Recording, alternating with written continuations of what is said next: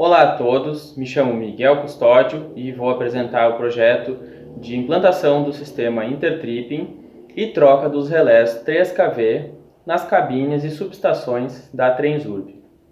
O objetivo desse projeto é aumentar a segurança do sistema elétrico de tração da Transurb. E o objetivo desse trabalho que eu estou apresentando é apresentar as premissas, o contexto em que foi desenvolvido esse projeto e a situação atual de cada uma das suas etapas. A Transurb é uma empresa brasileira, fica localizada no Rio Grande do Sul, atende a região metropolitana de Porto Alegre. Então os municípios são Porto Alegre, Canoas, Esteio, Sapucaia, São Leopoldo e Novo Hamburgo. Para contextualizar a elaboração do projeto Intertripping, é importante eu citar dois incidentes que aconteceram na história da Transurb. O primeiro foi em torno do ano 2008, em função de um vandalismo, de furto de cabos, a cabine Luiz Pasteur ela foi completamente inutilizada. No caso, a rede aérea ela é seccionada em frente à cabine em trechos ao norte e ao sul. E como temos duas vias, então temos via 1 norte e sul, via 2 norte e sul.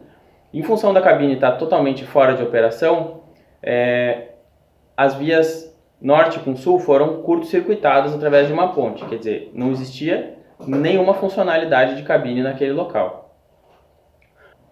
O outro incidente que é relevante para a história do projeto Intertripping foi um incidente que levou à destruição praticamente total da subestação Sapucaia, no ano de 2016. A tensão do setor 3kV acabou invadindo o setor de auxiliares, 125 VCC, e inutilizou praticamente todos os equipamentos, aí sim com um grande incêndio que vocês podem ver até nesse vídeo que foi feito por um morador próximo da subestação.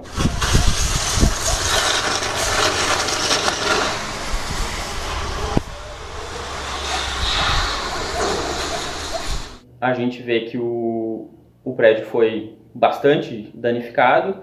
Vejam aqui as celas dos disjuntores completamente destruídas.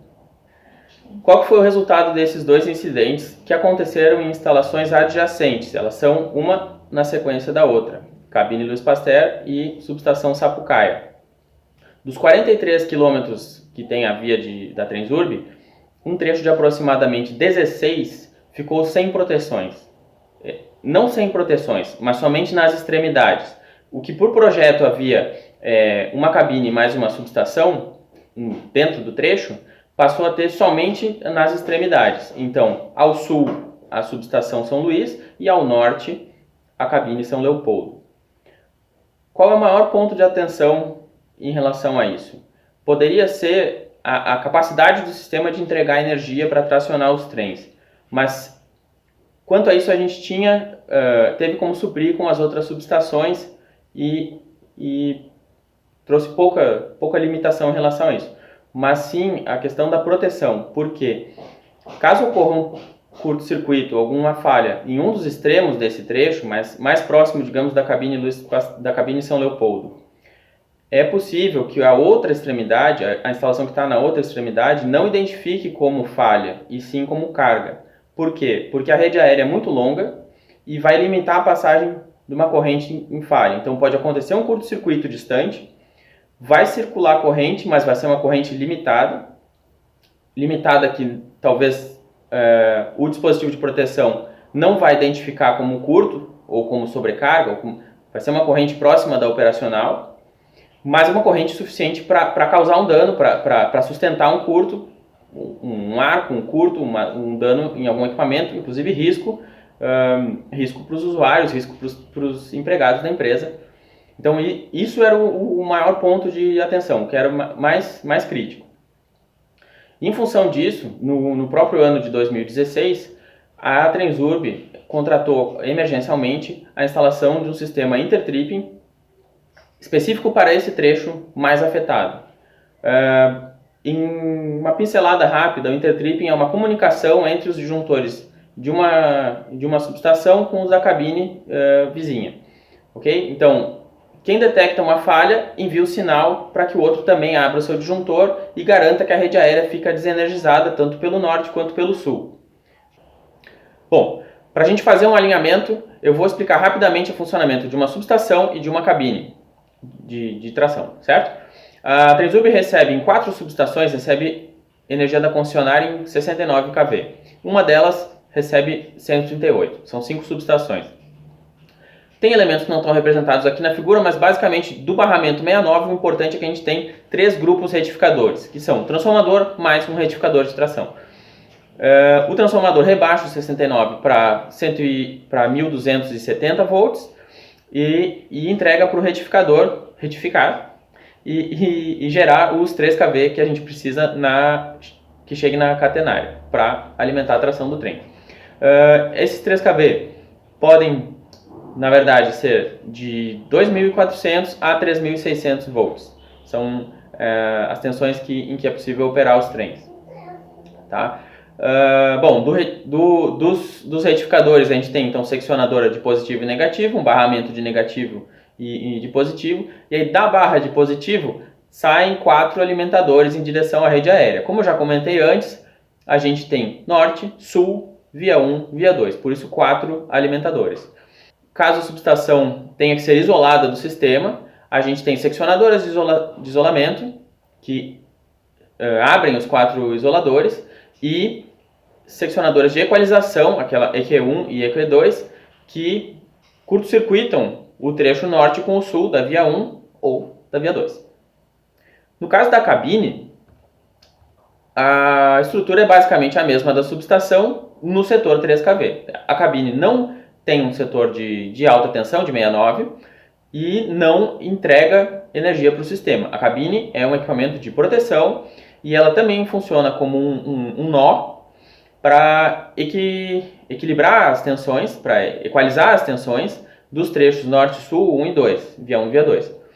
Agora vamos explicar qual é o funcionamento esperado do sistema intertrip. Quer dizer, um dos objetivos principais desse projeto é a implantação do intertrip. O que faz? Eu já dei uma pincelada, né? Então, cada trecho da rede aérea é alimentado por uma cabine ou ao sul ou ao norte e uma subestação na outra extremidade. E para que não haja tensão nesse alimentador, é preciso que sejam abertos os disjuntores, tanto da cabine quanto da subestação, tanto do norte quanto do sul. Ok? Então, o intertripping é um sistema para comunicação entre a cabine e a subestação vizinha, a subestação e a cabine vizinha, para que qualquer um deles que identifique uma falha, sinalize para outra instalação também abrir o seu disjuntor. Antes de a gente ter o sistema intertripping, não tinha nenhum tipo de comunicação lógica entre cabine e subestação. Então, elas trabalhavam de maneira independente. Havendo uma falha num determinado trecho, as 2 extremidades teriam que identificar essa falha. E, como eu já citei antes, pode acontecer, risco, não é muito provável, mas pode acontecer, de uma não identificar ou identificar mais devagar. Como a corrente que é interrompida, no caso de uma falha, né, quanto maior a corrente, maior o desgaste dos equipamentos, então também a velocidade, o tempo é interessante. É interessante que o intertripping seja um sistema rápido, para que o primeiro relé que identificar uma falha sinalize o outro e ao seu vizinho, né, a outra extremidade do mesmo alimentador, e os 2 abram o mais rápido possível. Assim eles interrompem uma corrente a menor possível e levam o desgaste menor possível também de todo o sistema, da rede aérea, dos contatos dos disjuntores, dos cabos, enfim. Existe um esforço no caso porque a corrente interrompida é de milhares de amperes, 5.000 amperes, 10.000 amperes, são muitos amperes. Então existe um esforço mecânico grande, a abertura do arco arranca material dos contatos do disjuntor. Quanto menor for a corrente, mais interessante isso é no longo prazo para a manutenção. Para ilustrar o funcionamento do sistema, eu vou representar um trecho do setor 3 kV da cabine Mercado, subestação Farrapos e cabine Anchieta. Então eu represento a via 1, a via 2, as seccionadoras de isolamento, as seccionadoras de equalização, os disjuntores do setor 3 kV, os barramentos 3 kV. E os relés, aqui eu estou representando os relés de proteção de cada um dos alimentadores, ok? E também aqui o equipamento do intertripping e a fibra ótica, que faz a comunicação entre um local e outro. Essa comunicação pelo intertripping, como eu disse, ela tem que ser rápida, então ela é um link de fibra ótica ponto a ponto. Não tem roteador, não tem switch, não tem nada. É ponto a ponto, fibra de um equipamento ao outro, reto. Qual o funcionamento esperado sem equalização? Inicialmente, a gente tem a rede aérea energizada, seccionadoras e disjuntores fechados, apenas as equalizações abertas. Aí, digamos que ocorre um curto logo ao sul da cabine Anchieta na via 1. O relé correspondente vai identificar o curto, vai sinalizar a abertura do disjuntor e vai sinalizar ao equipamento de intertripping do lado sul. O equipamento do intertripping vai sinalizar ao equipamento correspondente na subestação Farrapos, que vai sinalizar ao relé um norte de Farrapos, sul de Anchieta. Um norte de Farrapos vai comandar a abertura do disjuntor e assim o trecho da rede aérea está desenergizado tanto pelo norte quanto pelo sul. A gente garantiu a desenergização pelos dois extremos do trecho e encerrou a circulação de corrente no curto. Se eu fecho a equalização na subestação Farrapos, o que vai acontecer? Eu vou precisar, além de abrir na Farrapos, abrir o norte de Farrapos, abrir o sul de Farrapos, eu também tenho que encaminhar esse sinal para a próxima instalação. Porque senão a outra instalação vai alimentar o curto. Então, de novo, eu tenho o curto no mesmo local, identificação pela cabine Anchieta, um sul, abertura do disjuntor e sinalização do intertripping. Agora o intertripping vai sinalizar em Farrapos um norte e um sul e vai encaminhar, repassar o sinal para cabine mercado. Assim, os 4 disjuntores abrem e o trecho da rede aérea, agora um trecho maior, inclui também o trecho à frente da subestação mercado, entre mercado e Farrapos, e vai ficar todo desenergizado e vai encerrar a circulação de corrente pelo curto. Bom, para complementar a explicação do contexto em que foi desenvolvido esse projeto, é importante eu comentar da situação das cabines e subestações no momento em que esse projeto foi elaborado, em 2016. A gente tinha, primeiro, 2 grupos de subestações e cabines, que são as antigas dos anos 80, com os disjuntores instalados em celas, e as mais novas, com o disjuntor instalado em painel, em cubículo, certo? Disjuntor e comando, tudo numa única coluna de painel. A gente tinha 4 tipos de relés em operação em 2016. Então a gente não tinha padronização alguma, né, na proteção do setor 3kV. Enfim, manutenção e operação ficam mais complicadas. Então um dos objetivos desse projeto era justamente trocar os relés todos por um modelo único, tá? Ter uma padronização. Então a gente teria melhor proteção, teria relé nas cabines onde não havia antes nenhum, né? Contava só com a proteção intrínseca do disjuntor e teria uma padronização entre os locais. Isso facilita operação e manutenção. O segundo objetivo secundário foi ter acesso por fibra ótica em todas as cabines e subestações. A Transub já tinha um backbone, uma linha de fibra ao longo de toda a via, e ela é aberta em alguns pontos, principalmente nas estações, mas não temos acesso a ela nas cabines e subestações. Algumas sim, outras não. Então a gente contratou complemento da fibra ótica para levar esse sinal, os sinais do intertripping, e já deixar uma espera para a futura modernização, para novos sistemas futuros, então em todas as cabines e subestações. O terceiro objetivo do projeto é uma preparação para uma melhoria futura no telecomando de energia. O nosso sistema atual é baseado no sistema Invencis. Ele foi implantado na década de 2010, quando a Transub fez obra de expansão de São Leopoldo para Novo Hamburgo. Os equipamentos de CCO foram substituídos, mas os equipamentos de campo foram aproveitados nas instalações antigas. Então a gente usa ainda remotas de energia e modems, e a conexão é telefônica. A gente tem uma série de falhas, pequenas falhas de comunicação entre o CCO e os locais técnicos. Além disso, a quantidade de pontos que sobe é limitada. Basicamente, é status e comando de seccionadoras e disjuntores. Então, não temos sincronismo horário. Não é possível sequenciar eventos de locais diferentes. Além disso, o sistema ele é proprietário e, se a Transub quiser fazer qualquer alteração, incluir alguma coisa, não é possível, a menos que se contrate especificamente aquele fornecedor. Isso não é interessante.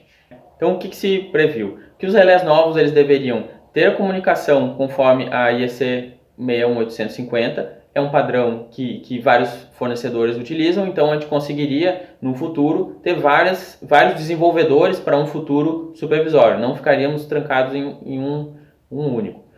E também foi decidido que cada relé deveria incorporar o comando de sinalização das seccionadoras de isolamento e equalização do seu alimentador.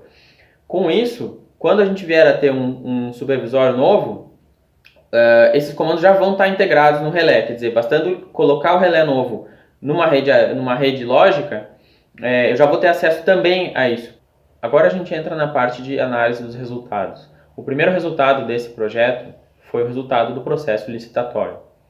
O ganhador do contrato foi a Siemens, um contrato de aproximadamente 3,5 milhões de reais, turnkey. Então, projeto, execução, fornecimento, treinamento, garantia, tudo no pacote.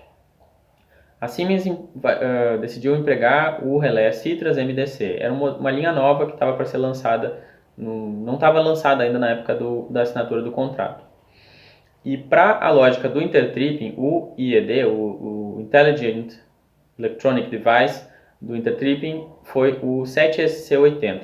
É um relé de proteção, ele tem muitas funções que não são usadas, a gente usa só entradas e saídas digitais e a comunicação, porque ele tem dupla porta de fibra ótica, então ele permite redundância, né, que futuramente esperamos implantar um segundo canal para o intertripping, para a gente poder usar a fibra aérea e a fibra terrestre que a Transurb tem ao longo de toda a via.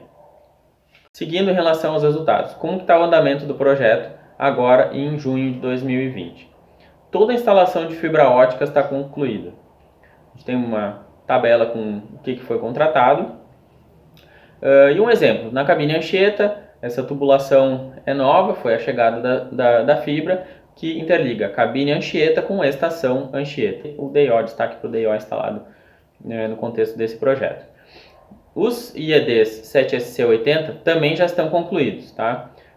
Em Luiz Pasteur e Sapucaia, como deu a coincidência de ser o mesmo fornecedor, a gente já tinha esses equipamentos pelo contrato de reconstrução da subestação e da cabine. Então, foi integrado e ficou a mesma solução para toda a linha. Tá? Esses equipamentos são sempre instalados nos painéis de remota, ali onde tem o GE Fanuc, e aqui a gente vê o equipamento montado, ainda faltando algum outro acabamento, mas basicamente a placa de montagem foi assim: uma unidade para comunicação ao norte, uma unidade para comunicação ao sul. A instalação dos transdutores de tensão, que eu comentei que foram substituídos, também já está concluída. Os testes de via também já estão todos instalados. Nas cabines onde não havia teste de via, foram instalados, já estão todos prontos. O comissionamento do sistema intertripping está em torno de 60% realizado. Começamos no sul, fomos em direção ao norte. Só que os trabalhos foram interrompidos em função da pandemia do Covid-19. Assim como a troca dos relés na subestação Liberdade não foi executada também em função da pandemia. É a única subestação, o único local que falta receber os novos relés. Esse vídeo é um tour por uma das cabines antigas da Transurb, a cabine Anchieta, onde já foram instalados os novos relés, teste de via e transdutores de tensão. Então, como a gente vê no vídeo, essa cabine tem os disjuntores instalados em celas. Nas celas já estão colocadas as placas de montagem do teste de via, os transdutores shunt, e aí o vídeo segue mostrando outros painéis. Aqui os painéis dos grupos de tração 3kV já com as IHMs dos relés novos. Nessa cabine temos 5 alimentadores, porque é a cabine do pátio de manutenção. Então tem um alimentador adicional para o pátio. Então, abrindo a porta do painel, a gente vai ver que as IHMs substituíram voltímetros e anunciador de alarmes. E ali na placa no fundo a gente tem os 3 relés, cada um é composto por uma fonte, um processador e I/O. A montagem original do painel e agora a montagem com os relés novos. Frontal do painel e agora frontal com as IHMs novas. e concentra também os comandos de sinalização de disjuntor e de seccionadoras. Na célula de uma subestação antiga, a gente tem um relé, nesse caso um relé analógico, que foi eliminado, o shunt foi aproveitado e o teste de via foi aproveitado, porém, temporização agora é feita pelo relé novo. Foi incluído esse módulo Citras BA, que tem entradas analógicas de tensão e corrente. Em uma das cabines mais novas, a gente tem bem à direita os dois alimentadores. No caso, a cabine Novo Hamburgo tem somente dois porque é final de linha. Aqui a montagem original dela com relés sépticos. Depois da instalação do Citras, foi necessário prolongar um pouco, expandir o compartimento de baixa tensão para acomodar o relé, que é um pouco maior. Frontal com o original e o frontal com o novo relé, pouca diferença. Montagem da caixa de comando com o relé original e com o novo. Durante a fase de execução do projeto ainda foram identificadas algumas oportunidades de melhoria. Uma foi o acesso remoto de manutenção. O que acontece? Esses relés eles têm um web server, ele oferece uma interface que pode ser acessada por um navegador de internet comum. Ela é praticamente igual à da IHM, só que não tem os botões de comando porque não é um supervisório, não é um comando remoto.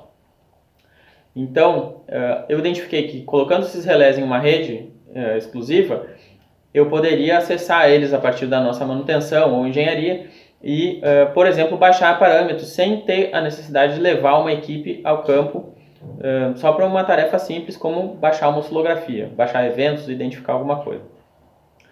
Também, tendo eles em rede, é possível fazer sincronismo horário dos relógios, que é algo que é uma carência do sistema atual. Então, essas duas oportunidades foram identificadas e a gente avaliou que a própria Trenzub tinha material disponível em estoque e executamos, em paralelo com a execução do projeto, montamos essa rede dedicada. Isso já foi útil, inclusive, durante a pandemia, em que a gente teve várias alterações de grade horária e mais trens acoplados entrando, maior demanda por energia, picos, enfim, e com isso a gente pôde, de maneira centralizada, fazer ajustes nas proteções, sem ter que ficar circulando com uma equipe local a local para ajustar os relés. Para mostrar o sistema funcionando na prática, a gente montou um teste entre a cabine Mercado, subestação Farrapos e cabine Anchieta. O teste foi à noite para não ter interferência na operação.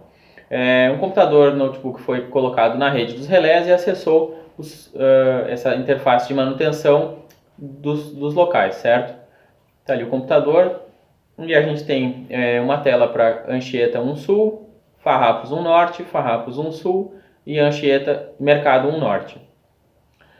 Então, quando a gente usa um test strip na cabine Anchieta, simula a atuação de uma proteção, vai o sinal para Farrapos 1 Norte e os dois disjuntores abrem. O trecho fica desenergizado conforme era esperado.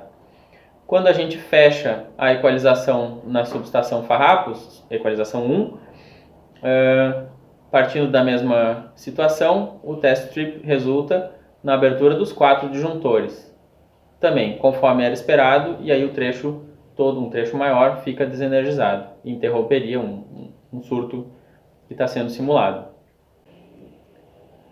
O sistema Intertripping já atuou diversas vezes na operação, mas eu destaco um evento do dia 30 de junho de 2019, em que a subestação Sapucaia estava operando como cabine, o setor 69 estava inativo, e houve um arco elétrico dentro do alimentador 2 Norte.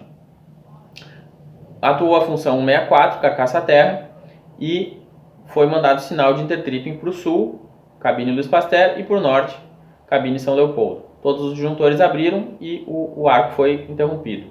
Mas além disso, o sistema permaneceu impedindo o fechamento dos disjuntores adjacentes, das instalações adjacentes. Houve um impacto operacional, claro, a rede aérea foi desenergizada, a circulação dos trens parou, era um domingo.